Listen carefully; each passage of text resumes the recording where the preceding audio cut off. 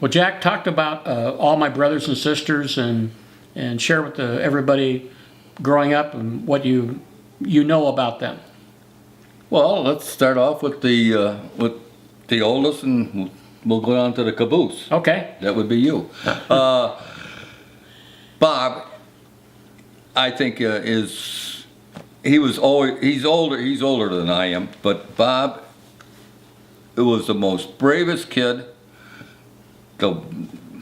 I love Bob, and I love all the Aders, but Bob was more or less my idol, and he kept me straight and everything else. Bob, as people know, he was a merchant marine, and how he ever got into merchant marines I'll never know, because he had a stiff leg for almost all of my life. He had a kneecap that was removed, and so then he wore a brace of steel down to his heel.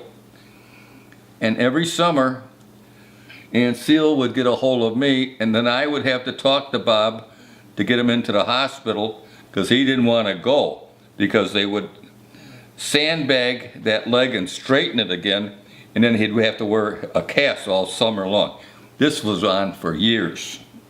So he was a brave kid, brave man. And then we have Bill. Bill, how can I explain Bill? I used to really get on Bill's back all the time. And Bob used to be then on my back, because I'd get on Bill's back. Bill had a body like a Greek god. At a very young age, you know, I'm not even talking teenage. I mean, the guy was built. Was it from lifting weights? He never lifted anything. He was just that way. And another good guy, though. We were, you know, the three of us, we stuck together pretty good. Especially in trouble time, we stayed there. After Bill, we have Mary, right? Mm-hmm. Well, as I believe, and I believe this firmly, that Mary's in heaven. Mary was a saint all of her life, and saints go to heaven. And Mary, what a lady, what a woman, what a child, she never complained, and did for all of her brothers and sisters without anything. I marveled at Mary. And when I think about Mary, so if you ever want to pray to somebody for the prayers to get up to God, say something to Mary. Mary will get it there for you. Then after Mary, we got Jimmy. Okay. Now, everybody wants to know what Uncle Frank looked like. Uncle Frank, well, Jimmy, we used to call him Butch. He didn't like that name. But Butch was his father, spitting image. Big, strong, tall.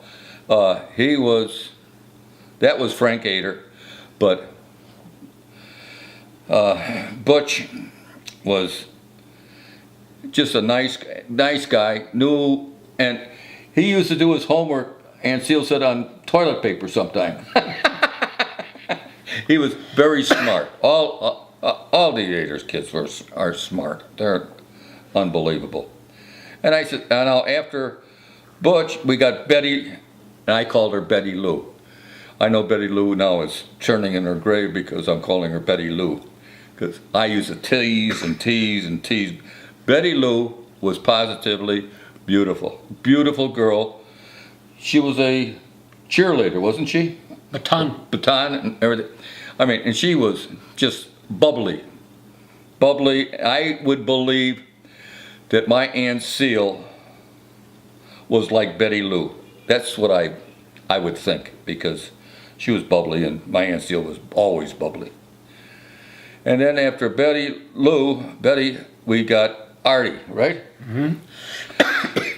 Art was named after my father. And I didn't really, because Art was a lot younger and everything else, he was sort of quiet, but another good guy. When everything came out with the computers. Art used to sit by the computer, and that's all he did was, is that right? And that's when I got to know Art. And what a nice, I know I sound like a broken record, but I speak the truth. What another nice guy. Just a nice guy. And then we have the caboose. And you know who that is. That's your grandfather. That's my buddy, Donnie. I'll tell you a little story about Donnie. When he was just a couple of years old, Aunt Seal would tell him to go downstairs and stay on the sidewalk. And Donnie would stay on the sidewalk. He was given about like 3 squares of the sidewalk. Wasn't allowed to go over 55th Street. Wasn't allowed to go over Dorchester. Wasn't allowed to go over that thing. And I went up and I told Aunt Seal, I says, Donnie is down there by himself. She says, I know he is. I says, do you know that he knows all those people? She says, yes, I do. And she says, and they all know Donnie. I says, yes, they do. I says, Donnie, I really believe, is much like Donnie's and mine, the grandfather, Rathburn, Louis Rathburn.